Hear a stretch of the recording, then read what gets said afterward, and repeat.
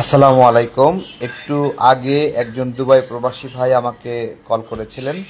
তিনি তার একটা সাফারিংসের কথা জানাতে চেয়েছেন। সেটা হলো উনি ব্যবসা করেন ওখানে। ওনার আগে প্রায় ৩৫ জনের মতো কর্মী ছিল, কিন্তু বিভিন্ন কারণে আপনার হলো এখন তার কর্মী সংখ্যা অর্ধেকে নামায় আসছে। ওনার বাংলাদেশ থেকে লোক নেওয়া প্রয়োজন, কিন্তু এখানে তো আপনি জানেন দুবাইয়ে ভিসা সমস্যা বা এটা একটা জটিলতা হয়ে আছে। বাংলাদেশিদের সেখানে যাওয়ার সুযোগ সীমিত হয়েছে। তো এর ফলে ওনাকে ইন্ডিয়ান লোক নিতে হচ্ছে, পাকিস্তানি লোক নিতে হচ্ছে, এবং যার ফলে উনি তাদের সাথে ভালো ম্যাচ করে কাজ করতে পারছেন না এবং তার ব্যবসার অনেক ক্ষতি হচ্ছে। তো আমি অন্তর্বর্তীকালীন সরকারের কাছে আমি এই ভিডিওটা পাঠাবো, সেজন্য রেকর্ড করছি আপনাদের সামনে রেখেই, যে সরকার যেন দুবাই ভিসার এই বিষয়টি একটু যোগাযোগ করে। আমরা যদি সেটাই ধরি যে ডক্টর ইউনূস স্যার আন্তর্জাতিক মানের একজন প্রভাবশালী মানুষ, তাহলে তার সুযোগ রয়েছে সে জায়গায় কথা বলার এবং সে জায়গায় কাজ করার। তো তাই যদি থাকে তাহলে ওনাকে বলবো, আপনি বিশ্বের বিভিন্ন দেশে যান, ঘোরেন, নানা রকমের উদ্যোগ নেন, সেগুলোর অনেক সফলতাও আছে। ঠিক একইভাবে ওই অনুরোধটা করছি যে আপনি মধ্যপ্রাচ্যে একটু যান। আমরা শুনেছিলাম যে আপনি সৌদি আরবে যাবেন। তো একটা আশা জাগছিল যে সৌদি আরবে গেলে সৌদি আরবে ওখানে আমাদের প্রবাসী ভাইদের সাথে যে সমস্যা, সেই সমস্যার সমাধান হবে। বর্তমান সময়ে অপহরণ একটি কমন বিষয় সৌদি আরবে, এবং এটাতে বাংলাদেশিরাও ইনভলভ হয়ে গেছে। বাংলাদেশি নাগরিকদেরকে অপহরণ করে চাঁদাবাজি করছে এবং তাদেরকে জিম্মি করে মোটা অঙ্কের টাকা নিচ্ছে। তো এই বিষয়গুলো মধ্যপ্রাচ্যে আমাদের ম্যান পাওয়ারের একটা গুরুত্বপূর্ণ ঘাঁটি, এবং এইখানে অনেক অনেক মানুষের কর্মসংস্থান হয়। কয়েকদিন আগে বাহরাইন প্রবাসী ভাইদের সমস্যা নিয়ে বলেছিলাম যে তারাও এখানে ভিসা না থাকার কারণে নিজের পরিবারের সদস্যদেরকেই নিতে পারছেন না। অনেক ব্যবসায়ী দীর্ঘদিন ব্যবসা করছেন, বড় ব্যবসায়ী, একটু পরিবারকে নিয়ে থাকতে পারলে ভালো হয়। এবং নতুন করেও তিনি বলছেন তারও লোক প্রয়োজন কাজের জন্য, কিন্তু তিনি নিতে পারছেন না।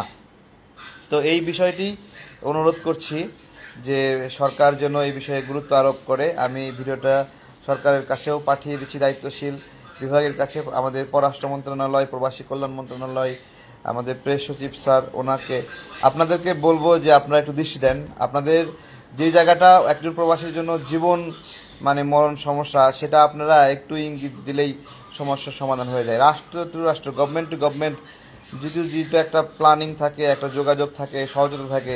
আমি একটা স্মরণ করি, এর আগে আপনার হলো ইয়েতে সম্ভবত ওমানে, হ্যাঁ ওমানে আমাদের একজন প্রবাসী ইউকে প্রবাসী ভাই, তার ভাই ইউরোপে যাবে, তো ওমানের মাধ্যমে ওদিকে যাওয়ার একটা বিষয় ছিল। পরবর্তীতে সে ওইখানে অপহৃত হয় এবং সেই অনেক পেরেশানি।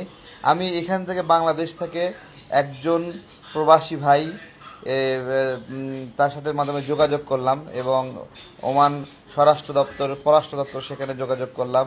যোগাযোগ করে একটা কমিউনিকেশন বিল্ড আপ করলাম। এর আগে ইন্টারপোলে পর্যন্ত আবেদন করেছিল, ইন্টারপোলে তাকে পাওয়া যাচ্ছে না এরকম তথ্য করা ছিল, কিন্তু আমি মাত্র 2 দিনের চেষ্টা এবং তদারকিতে সেই প্রবাসী ভাইকে সীমান্ত এলাকায় একটা গ্রুপের কাছে পাওয়া যায়, সেখানে ওমান পুলিশ উদ্ধার করে।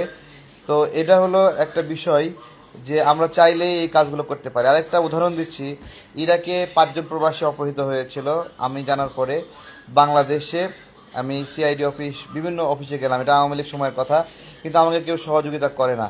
তখন আমি ওই যারা অপহরণ করছে বিকাশ নাম্বার দিয়েছিল, সেই নাম্বার ধরে ধরে ওই অপহরণকারীদের পরিবারকে পাই এবং পলিটিক্যালি সেটাকে ডিল করার চেষ্টা করি। পরবর্তীতে আমি ওদেরকে হুমকি দেই, আমি সিআইডি অফিস থেকে বলছি এরকম একটা পরিচয় দিয়া তাদেরকে হুমকি দেই, আধা ঘন্টার মধ্যে না ছাড়লে তাদের পরিবারকে আমরা উঠায় নিয়ে আসবো। তো পরবর্তীতে আধা ঘন্টার পরে ওই 5 জন প্রবাসীকে ছেড়ে দেয়।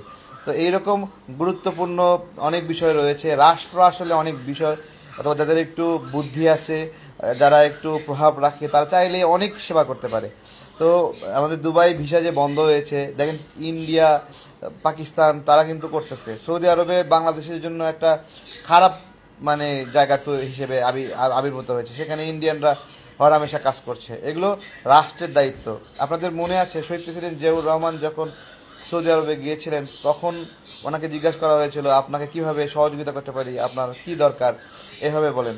তখন উনি বলেছিল যে আমরা আপনাকে দিতে চাই, আমাদের কর্মীদেরকে আপনাদেরকে দিতে চাই, হ্যাঁ, তারা এখান থেকে যদি একটু কাজ করে বেতন পেলে তাহলে দেখেন তার যে অ্যাটিটিউড ছিল সেটা উনি দিতে চান।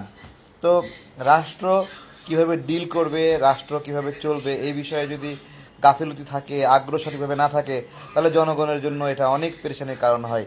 সরকারকে বলবো, দুবাই ভিসা বন্ধ আছে, সৌদি আরবে অনেক কঠিন অবস্থা, বাহরাইনে ভিসা বন্ধ আছে, আপনারা যান না, যাই ঘোরেন, এখানে এত এত জায়গায় ঘোরেন, এত জায়গায় ভ্রমণ হচ্ছে, শুধু এইখানে একটু হবে না কেন? এখানেও যান আপনারা, যাই যদি একটু সমস্যার সমাধান হয় তাহলে খুব ভালো হতো। যাই, ভালো থাকবেন সবাই, লাইভটা শেয়ার করে দিবেন। আমাদের দুবাই প্রবাসী ভাইরা কয়েকজন মিলেই ফোন করে এই আবেদন জানিয়েছিলেন, আপনাদের কথাগুলো জানালাম। আমি একটা চিঠি আকারেও আমাদের সরকারের যথাযথ দায়িত্বশীল জায়গায় আমি পৌঁছায় দেব আমাদের আমজনতা দলের পক্ষ থেকে। ভালো থাকবেন, আসসালামু আলাইকুম।